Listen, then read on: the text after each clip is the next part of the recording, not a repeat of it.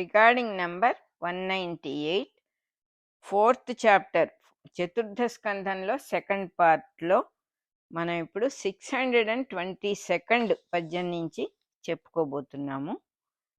తనకన్నా వేరుగా ఏదైతే కనిపిస్తూ ఉన్నదో, ఏదైతే కనపడుతూ ఉన్నదో దాన్ని దృశ్యము అని అంటున్నాం.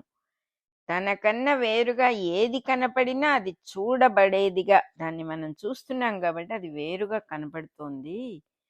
అది ఇంద్రియార్థములు అని. ఇంద్రియార్థములంటే మనం ఇంద్రియాలతోనే చూడగలం, ఏదైనా చూడగలం, వినగలం, టచ్ చేయగలం. ఏది చేసినా సెన్సెస్ ద్వారానే. అంటే సెన్సెస్కి సంబంధించిన అవి, సెన్సెస్ని అట్రాక్ట్ చేయగలిగినవి అని అర్థం. ఇంద్రియార్థములు అంటే ఏవైతే సెన్సెస్ని అట్రాక్ట్ చేస్తున్నాయో అవే ఇంద్రియార్థములు. ఇంద్రియార్థాలు అనబడే ఆకారాలు సంబంధాలుగా పనిచేస్తాయి. అవి ఒక ఆకారం కనబడుతుంది మనకి, సంబంధ బాంధవ్యాలన్నీ కూడా ఉన్నట్టుగా కనబడతాయి. తను చూసేవాడుగా, తను విడిగా ఉన్నట్టు, తనొక తెలుసుకునేవాడు, తనొక చూసేవాడుగా ఇక్కడ అంత డ్రామా జరుగుతోందని మనకు నిజంగా తెలియదు. ఈ రెండిటిని ముడిపెట్టేది ఏమిటి అసలు? అది ఏమేం కనబడుతున్నాయి? ఏదో కనపడింది, వెంటనే ఈ సెన్సెస్ అన్నీ కూడా దానికి ఒక రిలేషన్షిప్ పెట్టినాయి, పేర్లు పెట్టినాయి, ఆకారాలు అంటున్నాయి. ఈ ఆకారానికి ఈ పేరు అన్నాయి, ఈ సంబంధం అన్ననో తమ్ముడనో బంధువనో ఓ పేరు పెట్టినాయి, ఆ సంబంధానికి కూడా ఓ పేరు పెట్టినాయి ఈ సెన్సెస్ అన్నీ. తనేమో చూసేవాడుగా విడిగా కనబడుతున్నాడు. ఏమిటి ఈ రెండింటిని ముడిపెడుతోందంటే అహంకారము. తను విడిగా చూసేవాడుగా నిలబడటానికి ఆధారమైన నేను అనేటటువంటి భావం. అది కేవలం భావరూపమే, భావమే నేను అనేది. నేను అనుకోకపోతే అది అక్కడ లేదు. ఉన్నది అంటే అనుకుంటున్నాం కాబట్టి ఉంటుంది. అట్లా చెప్తూ ఉన్నారు ఇక్కడ. ఎలా జరుగుతోంది ఈ మ్యాజిక్ అంతా కూడా, ఈ సృష్టి అంతా కూడా, ఈ బంధం, సంసార బంధం అనేది అసలు ఎలా, సంసారం అనేది అసలు ఎలా జరుగుతోంది? మనల్ని బంధించి, మనల్ని జన్మజన్మలుగా వరుసగా మళ్ళీ మళ్ళీ పుట్టేటట్టుగా చేస్తూ ఉన్నటువంటి లక్షణం ఎలా వస్తోంది అంటే అదంతా చెప్తూ ఉన్నారు ఇక్కడ. ఫస్ట్ ఏమవుతుందిట? విడిగా తనకన్నా వేరుగా ఏదో ఉన్నట్టుగా ఏర్పడుతుంది. అదేం చేస్తుంది? ఇంద్రియాలని ఆకర్షిస్తుంది. ఇంద్రియాలని ఏం ఆకర్షిస్తాయి? కమ్మని వాసనలు, కమ్మని రుచులు, చెడు వాసనలు, చెడు రుచులు, ఇవన్నీ కూడా ఆకర్షణ కిందే వస్తాయి. అనేక రకాలుగా 5 ఇంద్రియాలు 5 వైపులకి అన్ని రకాలుగాను పాకిపోతూ ఉంటాయి బయటి వైపు. కానీ ఇందులో ఏవి ఎట్లా ఉన్నా ఈ చూసేవాడనేవాడు ఒకడు ఉంటే కదా రిలేషన్షిప్ మనకి వాటికి. ఆ చూసేవాడు నేను అనే అహంకారపూరితుడైన జీవుడైపోతాడు. నేను అనగానే నేను అని ఒక భావం అంతే. నేను విడిగా ఉన్నాను, నా పేరిది, మా నాన్నిది, నేనిది, నా సంసారం ఇది, నాది నేను, నాది నేను అనేది భావరూపంగానే ఉన్నది, అంతకంటే లేదు. అదే ఎంతో ముడిపడేసేసింది మనకి. ఈ మనస్సు, బుద్ధి, చిత్తము అనే వాటితో కలిసి అహంకారం పనిచేస్తుంది, ఒంటరిగా చేయలేదు అదేమి. అప్పుడేమవుతుంది? మెలకువలోను కలలోను కూడా రెండుగా ఉన్నాయి, అన్ని రెండుగా ఉన్నటువంటి భ్రాంతి. మన కలలో కూడా ఎన్నో ఉన్నట్టుగా కనపడతాయి కదా, మెలకువలో కూడా ఎన్నో విషయాలు ఉన్నట్టుగా కనపడతాయి, కానీ నిజానికి ఏదీ లేదు. మనం అనేక సార్లు చెప్పుకున్నాం భాగవతంలో ఇప్పటి వరకు. శరీరం కూడా లేదు. శరీరం ఉన్నది అనే భావము, ఉన్నది అనే నాలెడ్జి వల్ల మనం శరీరాన్ని భావించి ఉండేట్టుగా చేసుకుంటూ ఉన్నాను తప్ప అదర్వైజ్ నిజానికి అది లేదు, అది ఉండటానికి అవకాశం కూడా లేదు. ఒకవేళ శరీరము అనేది ఉన్నది అంటే మనకి జరిగిన అనుభవాలన్నీ కూడా మరి నిజాలు అవ్వాలి కదా. అన్ని అబద్ధాలే అవుతున్నాయి మనకి. ఒకే విషయం 10 మందికి 10 రకాలుగా ఉండటంలో 10 మంది అని చెప్పటం కూడా అబద్ధమే కదా. ఒక్కొక్క ఎంటిటీకి ఒక్కొక్క రకంగా ఉండటం అనేది నిజం ఎలా అవుతుంది? అంతా ఒకటిగా కనపడితే ఓకే, కనపడుతోందని భావిస్తాం. అంతా ఒకటిగానే ఉంది కదా, ఒకటిగానే కనపడుతోంది కదా అని భావిస్తాం. అందుకని పాపం ఎంతో వివరంగా చెప్తూ ఉన్నారు. తానొకటి, తను గమనించే సృష్టి ఒకటి అని రెండుగా విడిపోతాయి. ఎలా ఉంటుందంటే కంటిని కొంచెం వేలుతో నొక్కుకుంటే ఒక వస్తువే మనకి రెండుగా కనపడుతుంది కదా! అదే రకంగా అహంకారం అనేటటువంటిది ఏం చేస్తుందంటే చూసేవాడు చూడబడేది అని రెండుగా ఏర్పడుతుంది. అదర్వైజ్ ఇన్ని లేవు. ఈ రెండుగా చూడబడేది ఎందువల్ల అవుతుంది అంటే అంతఃకరణము అనేటటువంటి లోపలగా ఉన్న ఒక పరికరం వల్ల ఏర్పడుతుంది. అంటే ఒక అద్దంలాగా పనిచేస్తుంది అది. ఏదో ఉన్నది అని చూపిస్తూ ఉంటుంది. అద్దంలో రిఫ్లెక్షన్ ఉంది కానీ అద్దంలో ఇంకేం లేదు కదా! కానీ ఏదో ఉన్నది అని చిన్నపిల్లలు భావించినట్టుగా మనం కూడా నిజంగానే ఏదో ఉన్నది అనే భావన ఉంది. ఇది అద్దంలో రిఫ్లెక్షన్ అనే విషయం మనకు తెలియటం లేదు. దానికి కారణం అంతఃకరణము అనేటటువంటిది ఎప్పుడు యాక్టివ్గా ఉంటుంది. అది యాక్టివ్గా లేని స్థితిని నిద్ర అని అంటూ ఉన్నాం మనం అని రాస్తున్నారు ఇక్కడ. ఆ సమయంలో, ఆ నిద్ర సమయంలో అద్దం తీసేస్తే ప్రతిబింబం మాయమైపోయినట్టుగా ఇది మాయమైపోతుంది. సృష్టి అంతా కూడా మాయమైపోతుంది నిద్రలో. అట్లాగే నీళ్లు లేని చోట కూడా ప్రతిబింబం ఉండదు కదా!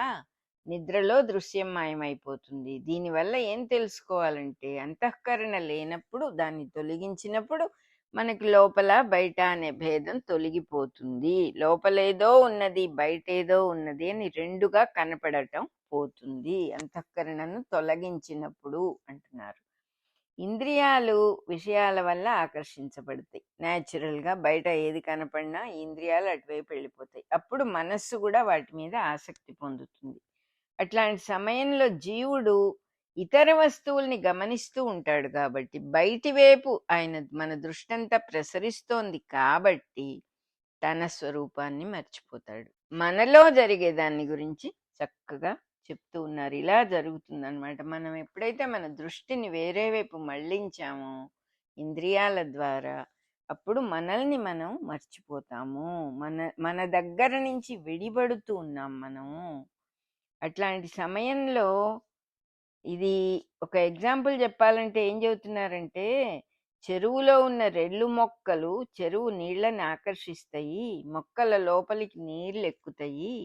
కానీ దాన్ని మొక్క అని అంటాం కానీ నీరు అని అనం కదా. మొక్క అనేది కేవలం నీళ్ళని ఆకర్షించే ఒక ఆకారము, ఒక శక్తి. అది తన శక్తితో ధారగా నీళ్ళని పీల్చేస్తుంది. బాహ్య వస్తువులు మనస్సు ద్వారా మన ప్రజ్ఞని పీల్చేస్తున్నాయి అలాగే అంటున్నారు. బయట వస్తువులన్నీ కూడా ఏం చేస్తున్నాయిట, మన మనస్సు ద్వారా మన ప్రజ్ఞని పీల్చేస్తున్నాయి. అప్పుడు మన నిజస్వరూపం మనం గుర్తుంచుకునే సామర్థ్యాన్ని మనం వదులుకుంటున్నాము. We are losing it. మన నిజస్వరూపాన్ని తెలుసుకునే కెపాసిటీ పోతోంది, మనకు ఉండట్లేదు. దానివల్ల బయట వస్తువులన్నీ పీల్చేస్తున్నాయిట మన మనస్సు అనేటటువంటి శక్తిని. అట్లా కోల్పోగానే ముందు వెనకాల ఉన్న విషయాలన్నీ వేరుగా అర్థం చేసుకుని తానే సమస్తము అనే స్మరణ నశించిపోతుంది. దాంతో ఆత్మ మరుగున పడినట్టుగా అయిపోతుంది. మరుగున పడదు ఆత్మ, కానీ పడినట్టుగా అయిపోతుంది. ఆత్మ కోరిక కోసమే సమస్తము ప్రియమగుచున్నది అని వేదం చెప్పిందిట. ఆత్మకి తన యందు తనకున్న ప్రేమ వల్ల సమస్తము ఎంతో ప్రియమైపోతూ ఉన్నది అనే వేదమంత్రం ఉన్నదిట. ఆ సమస్తము తానే తనకన్నా వేరైన ఇంద్రియార్థాలుగా, బాహ్య వస్తువులుగా తనని తాను చూసుకోవటం ఎంతో ఇష్టంగా ఉంటుంది. అందువల్ల ఆత్మకిష్టం, నేనంటే నాకు ఇష్టం. మిగతా ఎంతమంది ఉన్నా మొట్టమొదట నన్ను నేను ఇష్టపడినంతగా. ఎందుకంటే ఎక్కడ ఏ త్రాసులో అయినా నేనుంటా, నా తర్వాతే మిగతా. నా త్రాసు నా వైపు ఎప్పుడూ మొగ్గుతూ ఉంటుంది. మిగతా వాళ్ళందరూ రాంగ్, మిగతా వాళ్ళందరూ సెకండరీ, నేను ఫస్ట్. నాదే ఇక్కడ ఆధిపత్యం. ప్రతి చోట మన జడ్జిమెంట్ అలా సాగుతూ ఉంటుంది. ఎందుకంటే మనం అంటే మనకెంతో ఇష్టం. ఆత్మకున్న లక్షణం ఉంటుంది, చెబుతూ ఉన్నారు. బయట కనపడే విషయాలు తనను తాను చూసుకుంటూ ఉన్నాడు, తనను తాను తింటూ ఉన్నాడు, తనను తాను అనుభవిస్తూ ఉన్నాడు. అది వేరే ఎవరో అన్నట్టుగా ఆనందపడిపోతూ అనుభవిస్తూ ఉన్నాడు. కానీ అసలు కారణం అది తానైనందువల్లనే ఆ ఆనందం అంతా కూడా ఉంటుంది అని చెప్పి చెబుతున్నారు. ఈ సర్వత్రా దైవం ఉంటే మనం దేన్ని తింటున్నాం, మనం ఎవరిని కొడుతున్నాం, మనం ఎవరిని కోరుతున్నాం, మనం ఎవరిని హింస పెడుతున్నాం, సమస్తము ఆయనే అయినప్పుడు, అంతా ఒకే వస్తువు అయినప్పుడు తెలియక మనల్ని మనమే తింటున్నాం, మనల్ని మనమే హింస పెట్టుకుంటున్నాం, మనల్ని మనమే తెలుసుకోలేకపోతున్నాం. అసలు కారణం అదన్నమాట. అందువల్ల తన స్వరూపం నశించిపోతుంది. ఈ ప్రీతి అనే దాని వల్ల, ఈ తన యందు తనకున్న ప్రీతి వల్ల ఆత్మ మరుగున పడిపోతుంది, అసలు స్వరూపం నశించిపోతుంది. ఇంతకన్నా ఆత్మహత్య నిజంగా లేదు అంటున్నారు. ఇదే ఆత్మహత్య. ఎందుకంటే అసలు వస్తువుని పక్కన పెట్టి మనం వేరే వేరే వేరే వేరే విషయాలన్నిటినీ కావాలని అనుకుంటూ ఉన్నాం. వేరే విషయాలు అని కూడా లేవు ఇక్కడ. తానని తెలియక వేరే ఎవరో అనుకోని ఇష్టపడుతున్నాం. అక్కడొచ్చింది సమస్య.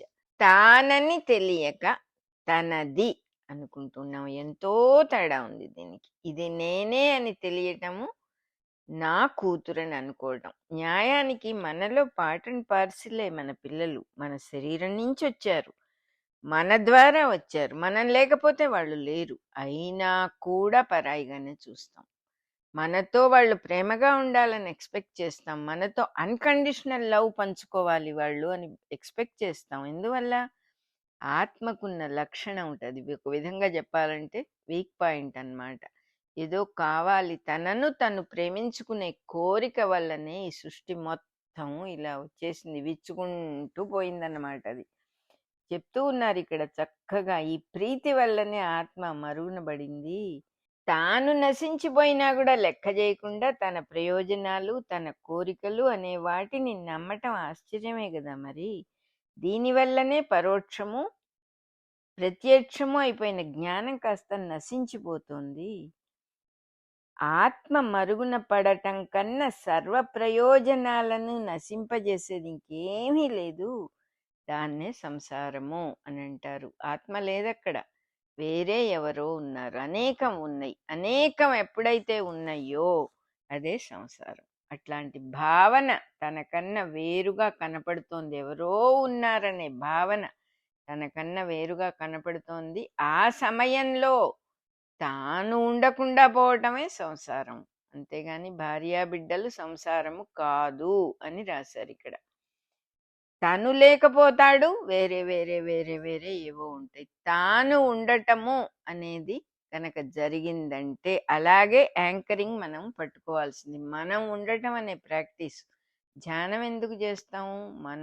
మన మనస్సు నిలకడ చెందటానికి, మనం నిలకడ చెందటానికి, మన ఎగ్జిస్టెన్స్ ఎస్టాబ్లిష్ అవ్వటానికి. మన ఎగ్జిస్టెన్స్ ఎస్టాబ్లిష్ అయిన కొద్దీ మిగతావన్నీ నెమ్మదిగా పక్కకు తొలగిపోతాయి అన్నమాట. ఇట్లా సంసారాన్ని దాటాలంటే ఏం చెయ్యాలి నిజంగా? తనకన్నా వేరుగా కనిపిస్తూ ఉన్న ప్రపంచ వస్తువుల మీద ఆసక్తి నెమ్మదిగా తగ్గించుకుంటూ రావాలి.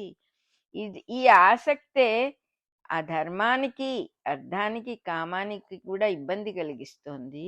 కాబట్టి మోక్షానికి కూడా విఘాతం కలుగుతోంది. ఇక్కడ ధర్మం అంటే ఏమిటంటే తాను అనేదే ధర్మం. తనను విడిచినది ఏది లేదు. తాను ఉండటమే ముఖ్యం ఇక్కడ. మిగతా ఇతరము లేకుండా ఉండటము, తాను ఉండటము.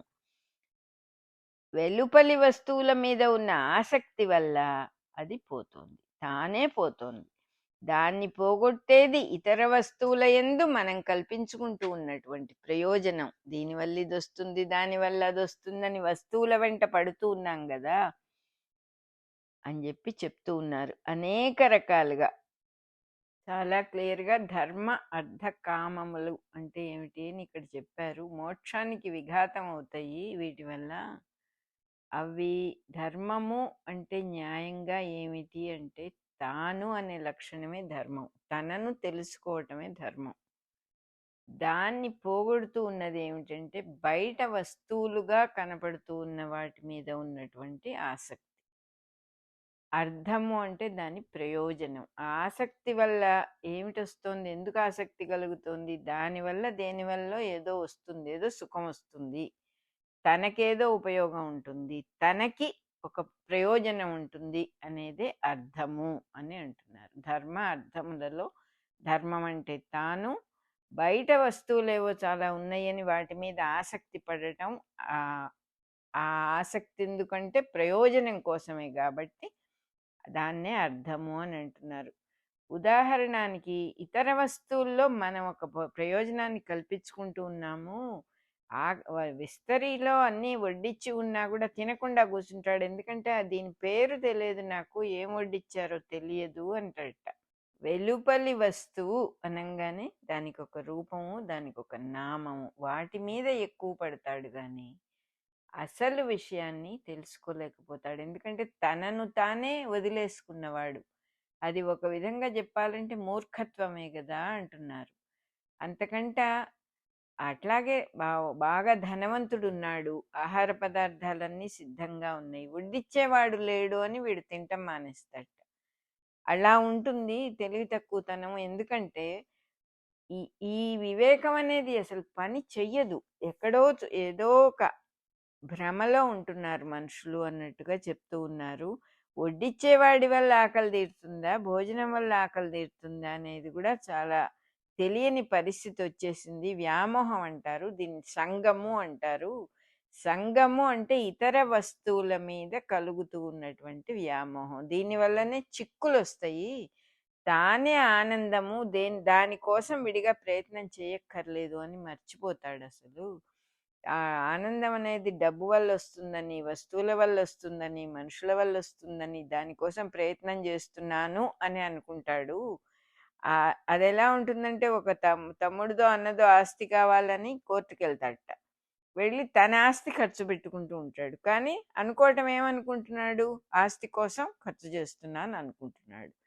సుఖం కోసం చాలా కష్టపడతారట. కష్టపడి సుఖం సంపాదించటం అనేది ఎంత మటుకు న్యాయం అసలు అది? సుఖం అంటే సుఖపడటమే కదా అని అడుగుతూ ఉన్నారు. మనస్సుకి సుఖపడటం అనేది అలవాటు చేయాలి. సుఖం కారణంతో వచ్చేది కాదు, కారణంతో వచ్చేది కారణంతో పోతుంది కదా అని కూడా తెలియని పరిస్థితుల్లో ఉన్నారు మనుషులు అని ఇంకా కూడా చెప్తూ ఉన్నాడు సనత్ కుమారుడు. నాయన, మోక్షం ఒక్కటే ముఖ్యము. తెలిసిన వాళ్ళు ఇలా ఉపదేశం చేస్తారు. మా తండ్రి అయిన బ్రహ్మ మొదలైన వాళ్ళందరూ కూడా గుణముల సమ్మేళనంతో, గుణములు కలిసినందువల్ల పుట్టిన వాళ్ళు. మేం ఆయనకు పుట్టాము. అట్లా మాకు కూడా కాలంతో సమస్తము వ్యయమైపోతే మాకు కూడా క్షేమం కలగదు. కాబట్టి ఎవరైనా మోక్ష విషయంలో మెలకువగా ఉండవలసినదే. ఎవరికైనా, మాకైనా సరే మోక్ష విషయంలో మెలకువగా ఉండాలి ఎవరైనా. మోక్షం ఒక్కటే పరమ పురుషార్థం, పొందవలసింది అదొక్కటే, అంతకంటే ఇంకేం లేదు. దానిని పొందటం ఒకటే గుర్తుండాలి. దేహం, ఇంద్రియాలు, ప్రాణం, బుద్ధి, నేను అనే భావం ఇవన్నీ కూడా కొన్ని పొరలు తప్ప అది మన స్వరూపం కాదు. స్థావరాలు, జీవులు, వాళ్ళల్లో ఏర్పడిన రకరకాల రూపాలు అన్నీ పొరలే, స్వతంత్రమైన అస్తిత్వం ఉన్నవి కాదు. హైలీ డిపెండెంట్ అవన్నీ కూడా. ఒకటి పడిపోతే మిగతావన్నీ కూడా పడిపోతాయి. సర్వత్రా వ్యాపించి ఉన్నవాడు ఒక్కడే సత్యము, భగవంతుడు ఒక్కడే సత్యము. ఆయనే ఇన్ని రూపాలతో ప్రత్యక్షంగా కనపడుతూనే ఉన్నాడు. సూటిగా ఇన్నిటి యందు మేల్కాంచియే ఉన్నాడు, మేలుకొనే ఉన్నాడు. ఆయన అంతర్యామిగా ఉన్నాడు. ఈ రూపాలతో కలిసి కూడి ఉన్నాడు అని చూడాలి కానీ రూపములను మాత్రం చూసి వదిలేస్తున్నారు. వేరే పేర్లు పెట్టుకుంటున్నారు. వేరే పేర్లు పెట్టుకున్నందువల్ల అసలు వస్తువుని మిస్ అవుతున్నారు అని చెప్తూ ఉన్నారు ఇక్కడ. అతడే పురుషుల లోపల అలంకారంగా ఉన్నాడు. అతడు కానిది ఎంత గమనించిన ప్రాణం లేని శవాన్ని గౌరవించి అలంకరించినట్టే ఉంటుంది. ఆ భగవంతుడిలో ఈ సమస్త సృష్టి కూడా వెలుగుతూ ఉన్నది. ఈ సృష్టి అంతా కూడా భగవంతుడికి ఒక ఆట స్థలము. అందులో మంచి చెడ్డలు కనిపించి మాయ పుచ్చుతూ ఉంటాయి మనల్ని.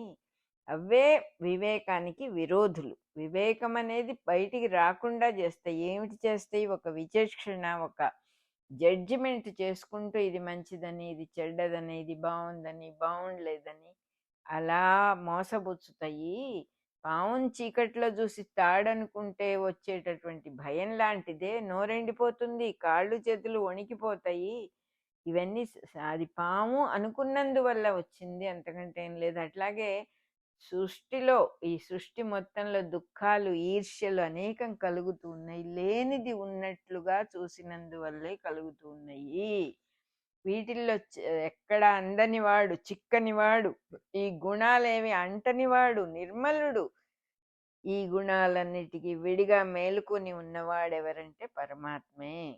ఇన్ని అసత్యాల్లో పరమసత్యంగా ఉన్నవాడు ఆయన ఒక్కడే. ఇన్ని స్వభావాలు, వాటి వల్ల జరుగుతూ ఉన్నటువంటి ఏ రకమైన విషయాలకు లొంగనివాడు, ఏమీ అంటకుండా ప్రకాశించేవాడే ఆ పరమాత్మ. అతన్ని ఎప్పుడు స్మరిస్తూ ఉంటే అన్నీ అణిగిపోతాయి.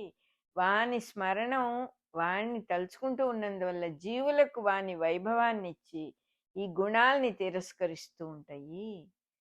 ఆ భగవంతుడి వైభవం అంత గొప్పది. ఆయన్ని తలుచుకుంటే చాలట. ఆ స్మరణ మాత్రం వైభవాలన్నీ జీవులకిచ్చి గుణాలన్నిటినీ పక్కన పెట్టేస్తుంది. గుణాల్లో ఇరుక్కోనివ్వదు ఆయన స్మరణ. ఇంకా కూడా పరమాత్మ దయాస్వరూపుడు, ఎంతో మంచి గుణాలు ఉన్నటువంటి వాడు. తన రూపాన్ని తలుచుకున్న వాళ్ళకి సుఖాన్ని కలగజేస్తాడు. పక్కన సాటివారి యందు, పక్కనున్న వాళ్ళందరి మీద దయ చూపించటం వల్లనే ఆ సద్గుణాలన్నీ కూడా ఏర్పడతాయి.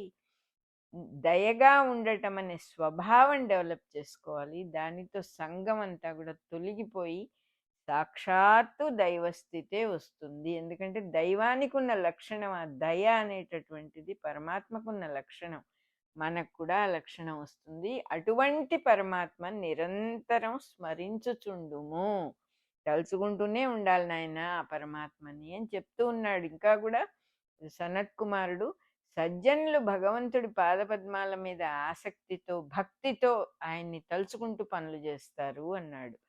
ఆయన్ని తలుచుకుంటూ పనులు చేయటం అంటే ఏమిటో కూడా ఇంతకు ముందు కూడా మనం చెప్పుకున్నాం, ఇప్పుడు మళ్ళీ చెప్పుకోవాలి. ఎవరు ఏ పని చేసినా అది పరమాత్మ పనే అని తెలిసి చెయ్యాలి. ఎందుకంటే ఒక పని చెయ్యటము అనేది ఎప్పుడు జరుగుతుంది? ఇప్పుడు అనేటటువంటి వర్తమాన కాలంలోనే జరుగుతుంది. వర్తమాన కాలంలో ఒక పని జరుగుతూ ఉన్నప్పుడు ఆ ఎంటిటీ అనేది కంటిన్యూస్ ప్రెజెంట్ లాగా ఉంటుంది. కంటిన్యూస్ ప్రెజెంట్ టెన్స్ అంటాం మనం. ఎప్పుడు ఉండే ఇప్పుడు. ఇప్పుడు అనేది ఎప్పుడు ఉంటుంది. ఆ ఎప్పుడు ఉండే ఇప్పుడులోనే ఏ పనైనా కూడా జరుగుతూ ఉంటుంది. అందుకని అది అంత డివైన్ అయిపోయింది అనమాట. అది ఎవర్ పర్మినెంట్ ఇప్పుడు, ఎప్పుడూ వర్తమానమే ఉంటుంది, ఇంకేమీ ఉండవు. న్యాయంగా మనకి తెలియదు ఆ విషయం. ఎప్పుడూ ప్రజెంట్ మూమెంటే ఉంటుంది, ప్రతి క్షణం ప్రజెంట్ మూమెంటే. కానీ మనకి తెలియదు, పాస్ట్ అని ఫ్యూచర్ అని విడదీసుకుంటాం దాన్ని. అందువల్ల చాలా క్లియర్గా చెప్తూ ఉన్నారు ఇక్కడ. సజ్జనుల భగవంతుడి పాదపద్మాల్లో భక్తి కలిగి ప్రవర్తిస్తూ ఉంటారు, పనులు చేసుకుంటారు. అంటే పనులు చెయ్యటమే భగవంతుడి పాదపద్మాలకు అర్చన, అర్చనలాగా చేయాలిట. అదొక అర్చన, భగవదార్చనలాగా. ఏ పని చేసినా అంత శ్రద్ధగా, అంత భక్తిగా, అంత వినయంగా, అంత సిన్సియర్గా చేయటమే అర్చన. ఒక పువ్వు తీసుకెళ్ళి భగవంతుడి ఫోటోల మీద పెట్టి, విగ్రహాల మీద పెట్టడం అర్చన కాదు. ఇక్కడ ఎంతో చక్కగా చెప్తూ ఉన్నారు. అప్పుడు పండ్లతో ముడివేసిన అహంకారం బయటపడిపోతుంది. ఎప్పుడైతే అది అర్చన అయిందో అప్పుడు ఆ ముడి విడిపోతుంది. హృదయంలో ఆ ముడి విడిపోయినప్పుడు, దైవభక్తితో నిండిపోయినప్పుడు ఇంద్రియార్థాలు అంటుకోవు. ఏ కళ్ళతో ఏం చూసినా, చెవులతో ఏం విన్నా అవి మనల్ని బంధించవు అని చెప్పి చక్కగా చెప్తూ ఉన్నాడు సనత్ కుమారుడు. ఇంద్రియాల ప్రవర్తనలు వేరుగా పనిచేయటం మానేస్తాయి, అన్ని దోవలోకి వస్తాయి. అందరూ భగవంతుడిని అనుభవించటం మొదలు పెడతారు. అటువంటి స్థితిని పొందిన వాళ్ళనే యతులు అని అంటారు. ఆ భగవంతుడు ఎట్లాంటి వాడో ఎవరు కూడా తెలియలేరు. ఎందుకంటే ఆయనలో ఒక భాగం మనం, ఒక భాగం మొత్తాన్ని తెలుసుకోవటం అనేది సాధ్యం కాదు కదా. కానీ ఆయన స్మరణ పవిత్రం చేస్తుంది, ఆయన స్మరణ సుఖాన్ని ఇస్తుంది, ఆయన స్మరణ బంధాన్ని పోగొడుతుంది. ఆయన స్మరణతో సమస్తము కోరదగినది అంతా వస్తుంది మనకి. ఈ భక్తి లేకపోతే జీవితంలో మిగతా విషయాలన్నీ కూడా కామము, క్రోధము, లోభము, మోహము, మదము, మాత్సర్యం, ఈ గుణాలన్నీ భయంకరాలైన మొసళ్ళలాగా పీడించుకు తింటాయి. అదే సంసార సముద్రము మహాసముద్రం అయిపోయి భయంకరమైన జల జంతువులతో కూడి మనల్ని తినేస్తూ ఉంటుంది. భగవంతుడి గుణకీర్తన ఒక మంచి నావలాగా పనిచేస్తుంది, మనల్ని దాటిస్తుంది ఆ సముద్రం నుంచి. ఆ నామస్మరణ వదలకూడదు. విడిచి భగవంతుణ్ణి వదిలేసి యోగాభ్యాసాలు, మంత్రతంత్రాలు ఇవన్నీ చేసి ప్రయోజనం లేదు. జీవితం అంతుబట్టకుండా మనం ఆ మహాసముద్రంలో మునకలు వేస్తూ ఉండాల్సి వస్తుంది. నువ్వు చక్కటి బుద్ధితో గోవిందుడి పాదార విందాల యందు మనస్సుని లగ్నం చేశావు. నావని నిర్మించుకొని ఆ చక్కని భగవంతుడి యొక్క స్మరణ అనే నావలో ఈ భయంకరమైన బాధలతో ఉన్నటువంటి సంసారాన్ని తరించు నాయనా నువ్వు. అప్పుడు ఈ జీవితమే పరమానంద స్వరూపంగా గడిచిపోతుంది అని చెప్పాడు సనత్ కుమారుడు. మన రికార్డింగ్ నెంబర్ 198 అయిపోయింది. 631 శ్లోకం దాకా అయిపోయింది.